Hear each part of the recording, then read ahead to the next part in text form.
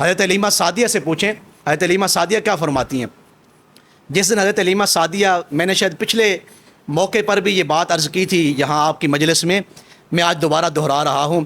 حضرت علیمہ سعدیہ فرماتی ہیں کہ میں چونکہ بچے ہم اٹھاتی تھیں اور ہمارا یہ کام تھا، لیکن کبھی بھی ہم نے بچوں سے محبت نہیں کی تھی۔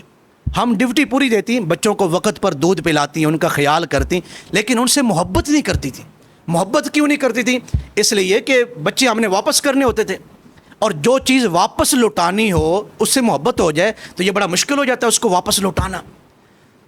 اب دلوں کو تھام کے سنیں حضرت علیمہ، یہ آپ چونکہ ڈاکٹر حضرات ہیں، میں آپ کے اوپر ہی مثال آپ کو سنا دیتا ہوں کہ یہ آپ کا قریب اوپر ہاسپٹل ہے، یہاں جب کسی بھی مریض کی ڈیتھ ہوتی ہے خدا نخواستہ، تو ہم نے دیکھا ہے کہ لواحقین رو رہے ہوتے ہیں، ان کی چیخوں کی آوازیں ہوتی ہیں، اور جو مریضوں کے ساتھ لوگ آئے ہوتے ہیں وہ بھی غمگین ہوتے ہیں کہ یار فلاں جو مریض تھا وہ فوت ہو گیا۔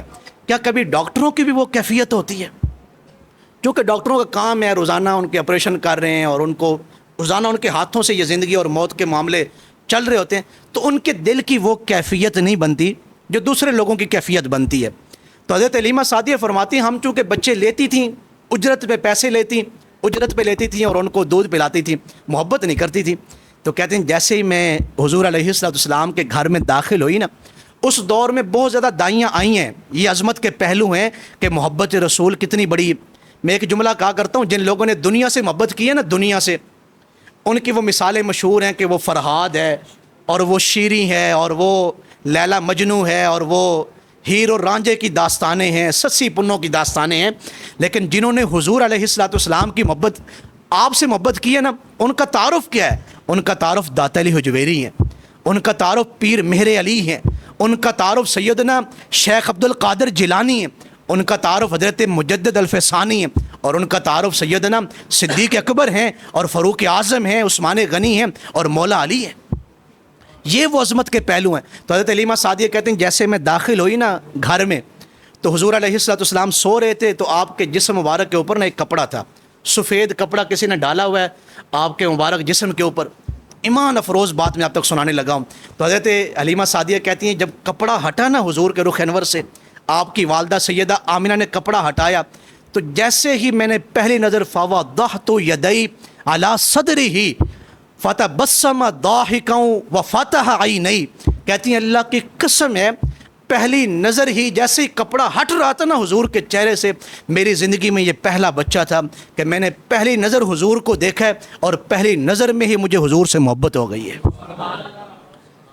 ڈٹھے ورق قرآن دے کھول سارے، تیری شان جیا نہیں کوئی ہور ڈٹھا، تیری شان دا کرے مقابلہ جیڑا انہوں عاشقاں اصلی چور ڈٹھا، کوئی نور آکھے کوئی بشر آکھے، پیندا رات دنے ایہو شور ڈٹھا، اللہ والیاں گل مکا دیتی تساں ہور ڈٹھا اساں ہور ڈٹھا۔ تاجدار ختم نبوت زندہ باد، تاجدار ختم نبوت زندہ باد۔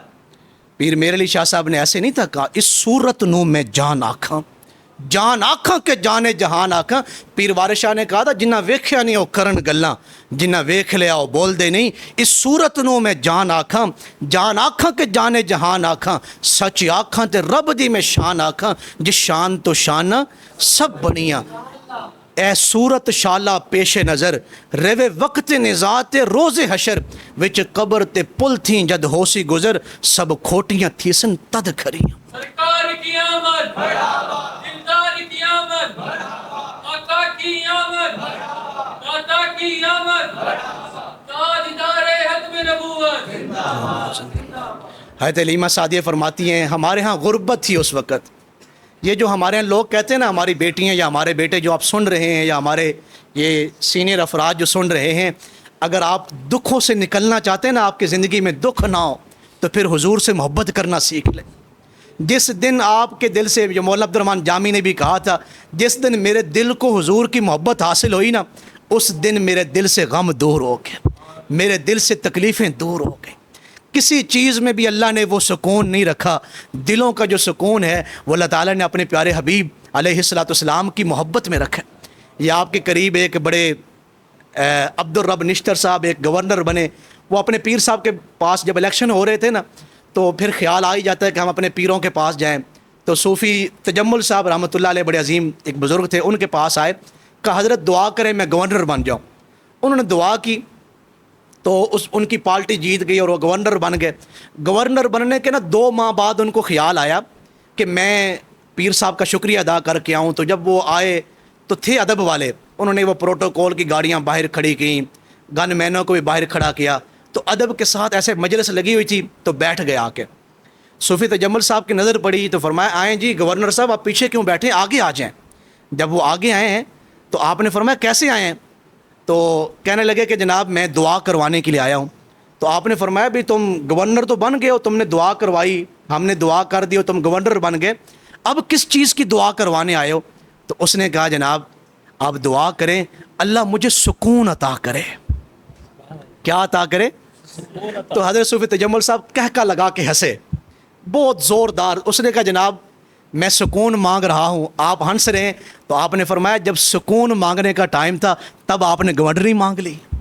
آپ سمجھتے تھے کہ بڑے محلات میں سکون ہے، یہ نیلی جو لائٹ والی گاڑیاں ہیں اور سبز جو ہے وہ پلیٹ والی گاڑیاں، ان میں سکون، لائٹ پہ ہو جاؤ، راستے چھوڑ دو، شاید ان آوازوں میں سکون ہے۔ آپ نے فرمایا الا بذکر اللہ تطمئن القلوب، اللہ نے جو دلوں کا سکون ہے نا ان چیزوں میں نہیں رکھا، اللہ نے وہ اپنی یاد میں رکھا ہے، اپنے ذکر میں رکھا ہے۔ میں اپنی گفتگو کو سمیٹتے ہوئے آخری باتیں آپ سے کرنا چاہتا ہوں۔ حضرت حلیمہ سعدیہ نے حضور کو اٹھایا ہے۔ حضرت حلیمہ سعدیہ کا اپنا بیٹا تھا حقیقی، فرمایا جب سے وہ پیدا ہوا تھا کبھی اس نے پیٹ بھر کے دودھ نہیں پیا، لیکن جیسے ہی میں نے حضور کو اٹھایا ہے نا اور میں نے اپنی چھاتی سے لگایا ہے، بس چھاتی سے لگانے کی دیر تھی اللہ نے میری چھاتی کو دودھ سے بھر دیا۔ میرے بیٹے نے جی بھر کے پہلی مرتبہ جب سے وہ پیدا ہوا تھا پہلی مرتبہ اس نے پیٹ بھر کے دودھ پیا۔ حضرت حلیمہ سعدیہ لے کے چلی ہیں، راستے میں ایک جگہ پر پڑاؤ ڈال، 2 باتیں کر رہا ہوں بس، راستے میں ایک جگہ پر پڑاؤ ڈالتی تھی ایک دیہات میں، اس جگہ پہ حضرت حلیمہ سعدیہ خود فرماتی ہیں کہ میں پڑاؤ کیوں ڈالتی تھی، کیونکہ اس گاؤں کے لوگ مہمان نواز تھے۔ اس گاؤں کے لوگ کیا تھے؟ 1-2 ساتھی بولیں، تھوڑا مشکل ہو گیا ہمارے دور میں مہمان نوازی۔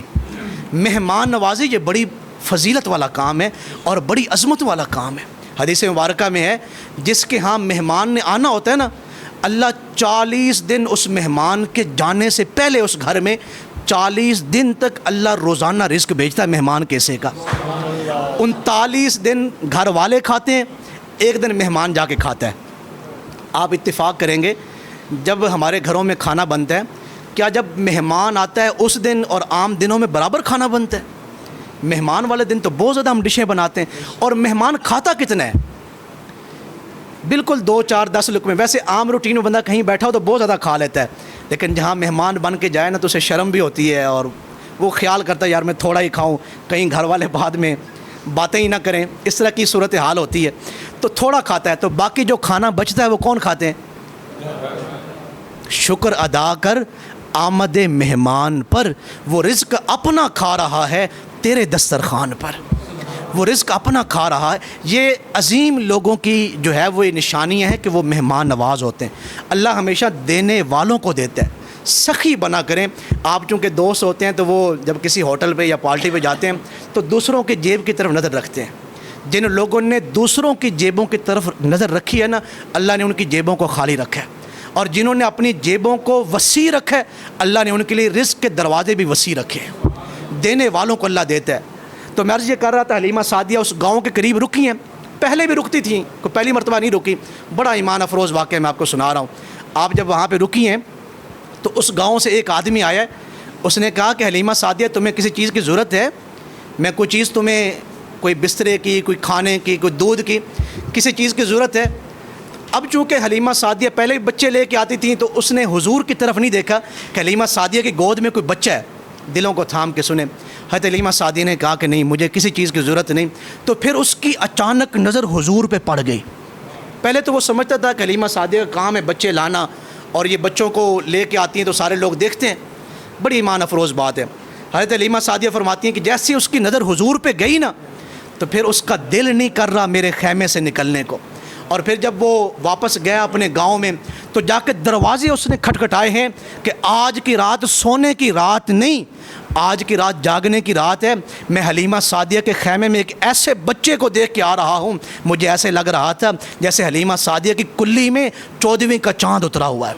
حضرت حلیمہ سعدیہ خود فرماتی ہیں پھر اس رات میں سو نہیں سکی۔ اس گاؤں کا کوئی بچہ، کوئی عورت، کوئی مرد ایسا نہیں تھا جو حضور کے دیدار کے لیے نہ آیا ہو۔ میری بیٹیاں یہاں بیٹھی ہیں، میں اپنی بیٹیوں کے لیے ایک خوبصورت جملہ یہاں کہنا چاہتا ہوں۔ ایک کنواری بچی نا حضرت حلیمہ سعدیہ کے پاس بیٹھی اور حضور کو دیکھ رہی ہے، اب کچھ کہنا چاہتی ہے لیکن ہمت نہیں پڑ رہی کہ حلیمہ سعدیہ سے کوئی بات کریں۔ بڑی عظیم بات ہے، حلیمہ سعدیہ سے کوئی بات کریں، کہہ نہیں پا رہی۔ یہ کہتے ہوئے نا تو کچھ دیر کے بعد اس نے ہمت کی اور ہمت کر کے کہا اے حلیمہ سعدیہ کیا یہ تمہارا بیٹا ہے؟ تو حضرت حلیمہ سعدیہ کی آنکھوں میں آنسو آ گئے کہ میرا بیٹا نہیں، یہ تو سیدہ آمینہ کا بیٹا ہے۔ پھر اس نوجوان بچی نے کہا کہ اگر آپ کی اجازت ہو تو میں اس بچی کو اٹھا سکتی ہوں۔ تو حضرت حلیمہ سعدیہ نے کہا اس بچے کو اٹھا سکتی ہوں؟ تو حضرت حلیمہ سعدیہ نے فرمایا کیوں نہیں، آپ اٹھائیں۔ جیسے ہی اس بچی نے حضور کو اٹھایا نا، ایک لمحے کے لیے میں توجہ چاہوں گا، وہ لوگ کتنے خوش نصیب تھے جنہوں نے حضور کو اٹھایا ہوا ہے۔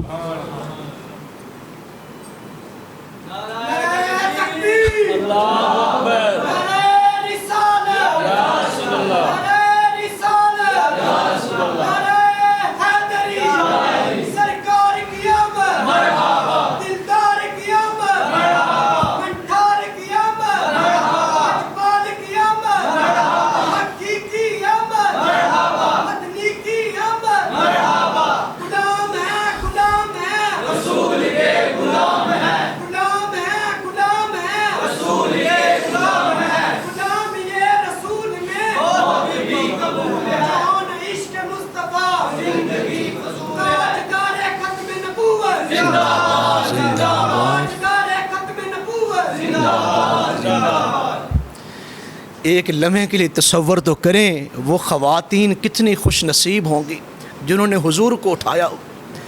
حضرت شیمہ کی بات میں کر کے حضرت شیمہ فرماتی ہیں جب تک حضور نہیں تھے آئے نا، بنو سعد کی کوئی بچی میرے ساتھ بیٹھ کے کھیلتی نہیں تھی۔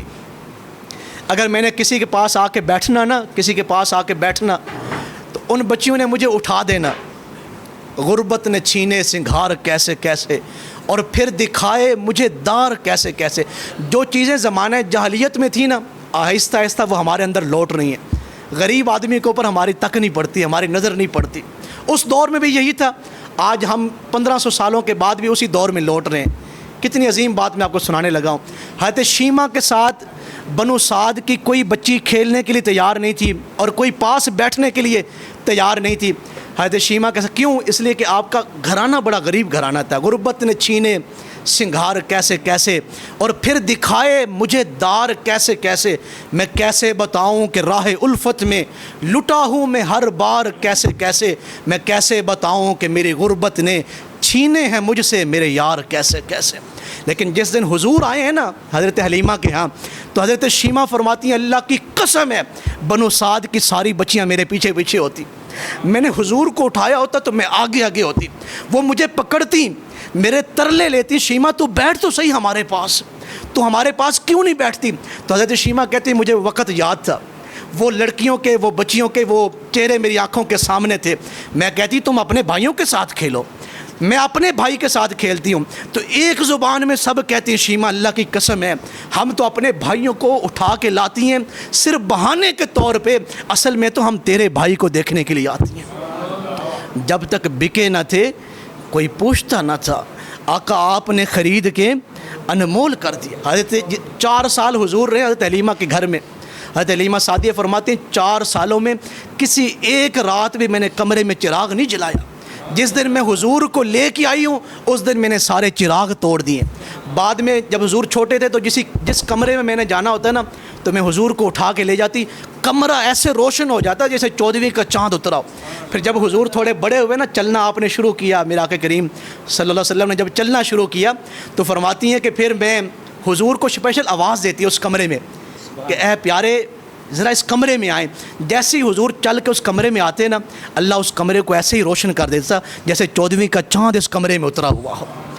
تو آئیں یہ محفل پاک یہ ڈاکٹر صاحب نے مجھے بھی دکھا رہے تھے، حضور کی تشریف آوری کے جو مقصد ہیں اس میں سے میں ایک سیرت کا پہلو آپ تک رکھنا چاہتا ہوں۔ جہاں یہ جھنڈیاں لگانا، نعرے لگانا یہ محبت کے پہلو ہیں، وہاں سب سے عظیم جو پہلو ہے کہ حضور تشریف کیوں لائے ہیں، وہ ہے نیک اعمال۔ اپنے اندر وہ اخلاق پیدا کریں۔ نیک و بد پہ ہوا ان کا یکساں کرم، لوگ اچھا اور برا دیکھتے رہ گئے۔ یہ پچھلے دنوں ایک انگریز ڈاکٹر مسلمان ہوئے ہیں، تو اس سے جب پوچھا گیا کہ آپ تو بہت بڑے ڈاکٹر ہیں، آپ مسلمان کیوں ہوئے ہیں؟ تو اس نے کہا صرف ایک بات کہ ہمارے ہاں جب لوگ طاقتور ہوتے ہیں نا، کسی کے پاس بہت زیادہ پیسہ آ جائے، یا کوئی آدمی بڑے عہدے پہ فائز ہو جائے، یا کوئی جو ہے وہ پارٹی اقتدار میں آ جائے، تو سب سے پہلے وہ اپنے دشمنوں کو نشانہ بناتے ہیں۔ یہ آپ اپنے ملک میں بھی یہ چیزیں دیکھتے ہیں، خان صاحب تشریف لائے تو نواز شریف صاحب اندر، نواز شریف صاحب تشریف لائے تو خان صاحب اندر، ٹھیک ہے۔ یہ کم ظرف لوگوں کا ایک شیوا ہوتا ہے۔ بڑے لوگ کیسے ہوتے ہیں؟ وہ معاف کرنے والے۔ حدیث مبارکہ میں ہے آپ لوگوں پہ رحم کریں، آپ پہ رحم کیا جائے گا، آپ لوگوں کو معاف کریں، آپ کو بھی معاف کیا جائے گا۔ آپ کسی جگہ پہ کسی کی غلطی معاف کرتے ہیں نا، یقیناً کسی جگہ پہ اگر آپ سے غلطی ہوگی آپ بھی معاف کیے جائیں گے۔ حضور علیہ السلام کی ایک عظیم حدیث مبارک ہے، جو دنیا میں لوگوں کو معاف کرنے میں جلدی کرتا ہے نا، قیامت والے دن جب اس کے دامن میں بہت زیادہ گناہ ہوں گے، اللہ اس کی برائیوں کو اور گناہوں کو معاف کرنے میں جلدی فرمائے گا۔ تو ڈاکٹر صاحب کیا کہتے ہیں؟ کہتے ہیں میں نے صرف ایک بات پڑھی کہ حضور جس دن فتح مکہ کے لیے آئے ہیں نا 10,000 کے لشکر کے ساتھ، 23 اور 10 تقریباً 33 سالہ دشمنی اہل مکہ نے حضور کے ساتھ رکھی ہے، ایک ہی اعلان میں سب کو معاف کر دیا ہے۔ فرمایا میں نے صرف اس بات کو پڑھا اور مجھ سے رہا نہ گیا، پھر میں نے حضور کا کلمہ پڑھ کے مسلمان ہو گیا۔ معاف کرنا سیکھیں، اپنی زندگیوں میں اچھائیاں لائیں۔ میرا آقا کریم علیہ السلام کی حدیث مبارک ہے، جو نرم مزاج اور نرم گفتگو والے لوگ ہیں، بہو انہوں نے بڑا غصہ ہے، بغیر گالی تو گالی نہیں کر دے۔ یہ میں باوضو بیٹھا ہوں، ایک عظیم محفل میں بیٹھا ہوں، میرا آقا کریم علیہ السلام کی 63 سالہ مبارک زندگی ہے، کوئی ایک کتاب اٹھا کے لائے کہ حضور نے کبھی کسی کو گالی دی ہو۔ جہاں ہمیں یہ پتہ ہے نا کہ کھانے سے پہلے ہاتھ دھونا سنت ہے، پانی کو 3 سانسوں میں پینا سنت ہے، کھانے سے پہلے بسم اللہ پڑھنا سنت ہے، یہ امامہ شریف باندھنا سنت ہے، اللہ کی قسم ہے کسی کو ساری زندگی گالی نہ دینا یہ بھی حضور کی سنت ہے۔ اور یہ عظیم حدیث مبارکہ ہے، میرا آقا کریم علیہ السلام نے فرمایا کہ وہ مسلمان ہو ہی نہیں سکتا جس میں 3 گناہ پائے جائیں۔ کون سے 3 گناہ؟ کہ وہ کسی کو تانا دیتا ہو، وہ کسی پہ لعنت کرتا ہو، اور کسی کو گالی دیتا ہو، وہ مسلمان ہو ہی نہیں سکتا۔ میری بیٹیاں یہاں سن رہی ہیں، ہماری بیٹیوں کو اکثر یہ عادت ہوتی ہے خواہ مخواہ تانے دینا۔ تانا دینے والا، لعنت کرنے والا اور گالی دینے والا حدیث مبارکہ میں ہے کہ وہ مسلمان ہو ہی نہیں سکتا۔ اور میں حدیث شریف بیان کر رہا تھا کہ جو نرم مزاج ہوں، جن کی طبیعت میں حلم ہو اور جن کی گفتگو میں نرمی ہو، میرا آقا کریم علیہ السلام نے ارشاد فرمایا وہ میری ضمانت پہ جنت میں چلا جائے۔ ایک اور حدیث مبارکہ کہ جس 2 چیزیں ایسی ہیں جو انسان کو جنت میں بھی لے جاتی ہیں، دوزخ میں بھی لے جاتی ہیں۔ 2 چیزوں کی وجہ سے انسان جنت میں چلا جاتا ہے اور دوزخ میں بھی چلا جاتا ہے۔ کون سی 2 چیزیں ہیں؟ ایک زبان اور ایک شرم گاہ۔ جس نے زبان اور شرم گاہ کا صحیح استعمال کیا وہ جنت میں چلا گیا، جس نے زبان اور شرم گاہ کا غلط استعمال کیا وہ دوزخ میں چلا گیا۔ تو اس لیے حضور علیہ السلام کے اخلاق میں سب سے بڑا پہلو میں آپ کے سامنے رکھ رہا ہوں، حضور نے کبھی کسی کو گالی۔ آج اس محفل کا مقصد پورا ہو جائے گا اگر آپ میں سے کوئی ایک شخص یہ ارادہ کر لے کہ میں حضور علیہ السلام کی اس سنت پہ عمل کروں گا، کہ میں زندگی بھر کسی کو گالی نہیں دوں گا۔ میں آپ سے ہاتھ نہیں کھڑے کروانا چاہتا، اس کی ایک وجہ ہے، مومن کے جو دل کی کیفیت ہوتی ہے نا وہ ڈائریکٹ مدینہ منورہ پہنچتی ہے۔ حدیث مبارکہ میں ہے اگر کوئی مجھ پہ دروشی پڑھ رہا ہو تو فرشتے اس کے نام اور اس کے ابا کے نام کے ساتھ اس کا درود مجھے پہنچاتے ہیں۔ اگلا حصہ کیا ہے درود شریف کا؟ اگر کوئی محبت سے پڑھ رہا ہو تو اس کا درود شریف میں خود سنتا ہوں۔ یہ جو محبت کی کیفیت ہوتی ہے نا انسان کی، یہ ڈائریکٹ مدینہ منورہ پہنچتی ہے۔ اس لیے آئیں اپنی زندگیوں میں نرم مزاجی لے کے آئیں، گالیاں نہ دیں، کسی کو تکلیف نہ دیں، عیب جوئی نہ کریں۔ ہمارے ہاں ایک سوشل میڈیا کا زمانہ ہے، ہم فوراً ویڈیو بناتے ہیں، کئی لوگوں کی عزتیں ہم تار کرتے ہیں۔ میں باوضو بیٹھا ہوں، اللہ کی قسم ہے کسی کا عیب جو ہے پھیلانا، عیب کو ظاہر کرنا یہ بہت بڑا سخت گناہ ہے. میری جو نجی زندگی ہے اگر مجھ سے کوئی گناہ ہو جاتا ہے آپ کون لگتے ہیں کہ میری نجی زندگی کو آپ اچھالیں. حدیث مبارکہ میں ہے جو لوگوں کے پردے ڈالتا ہے نا لوگوں کے عیبوں پہ, قیامت والے دن اللہ اس کے عیبوں میں پردے فرمائے گا. ایک بڑی عظیم حدیث مبارکہ ہے.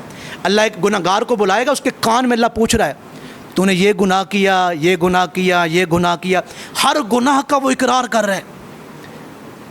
یہ کان میں اللہ اسے پوچھ رہا ہے, وہ اللہ تعالیٰ کی شیان شان اللہ کو بتا رہا ہے, اللہ سن رہا ہے.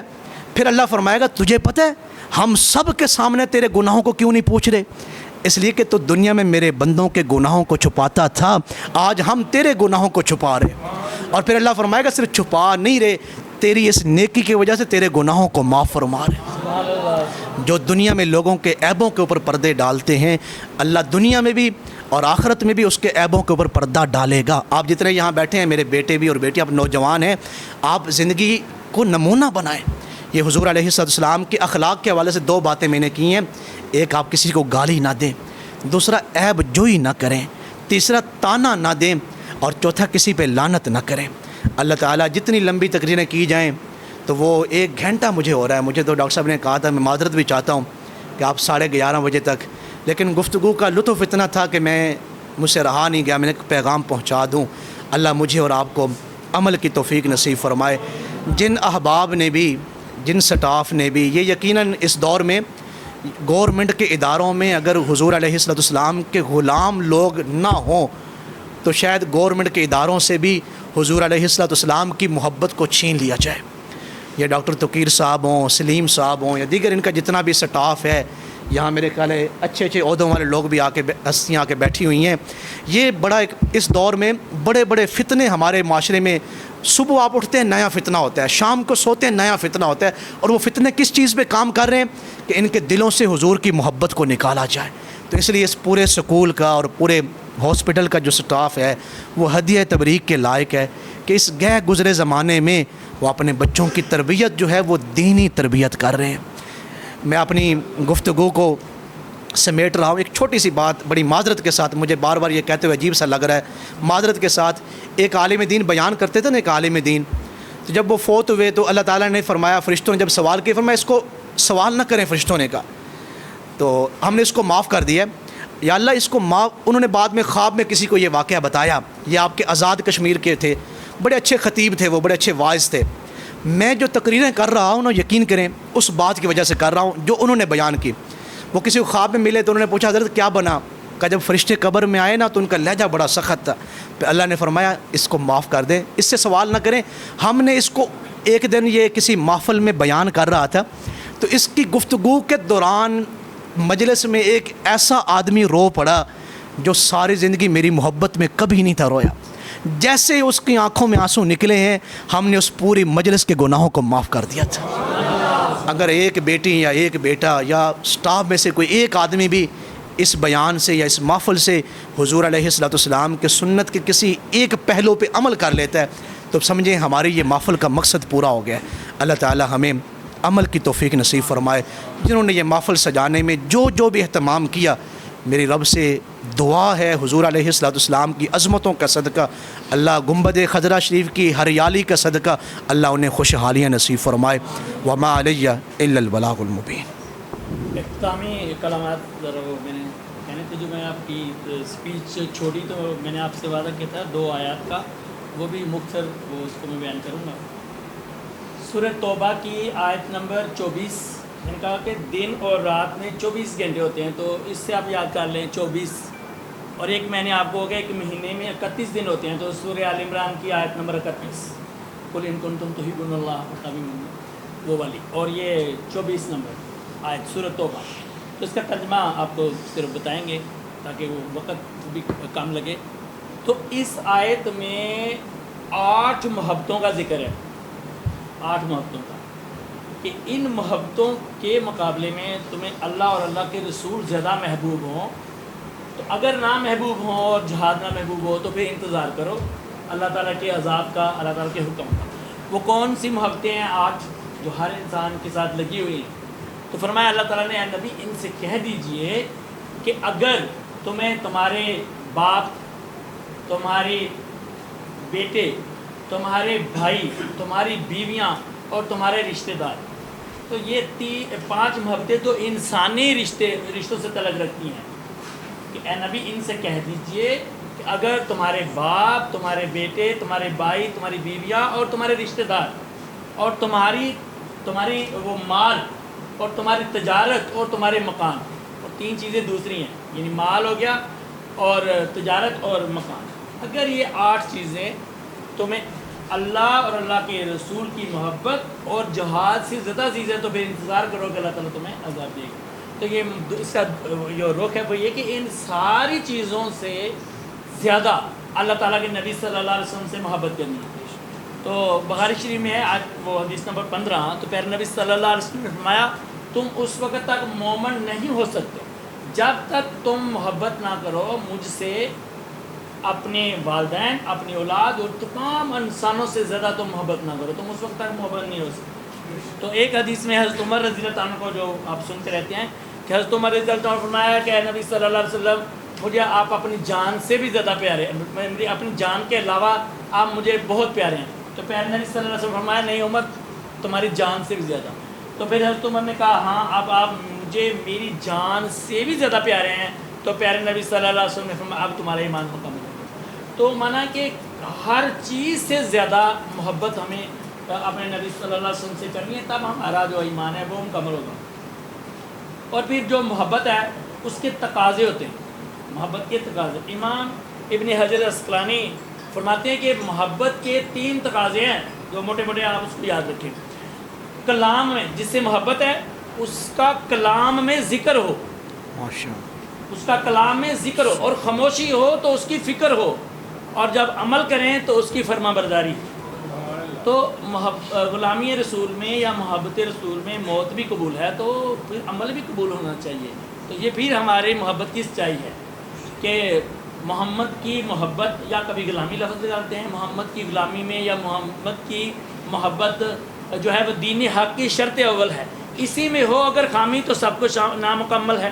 تو محبت تبھی آپ کی مکمل ہوگی جب آپ کے کلام میں پیارے نبی صلی اللہ علیہ وسلم کا ذکر ہو، خاموشی میں بھی فکر ہو، اور جب آپ عمل کریں تو دیکھیں کہ ہمارے نبی صلی اللہ علیہ وسلم نے یہاں پہ ہمیں کیا کہا ہے، قرآن نے ہمیں کیا کہا ہے، نبی نے کیا کہا ہے. تو یہ چیزیں جو ہے ہمیں اس کو یاد رکھنی چاہیے. دوسرا یہ کہ پیارے نبی صلی اللہ علیہ وسلم جو دنیا میں تشریف لائے تو پیارے نبی صلی اللہ علیہ وسلم کو 6 خصوصیات دی